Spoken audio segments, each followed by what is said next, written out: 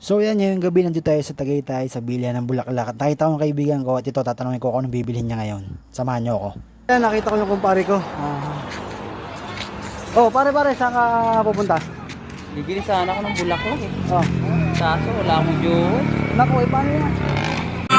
Ang bango-bango. Anong magandang panregalo dyan na bulaklak para sa jowa mo? Sana all. Jowa mo? Ano ba birthday?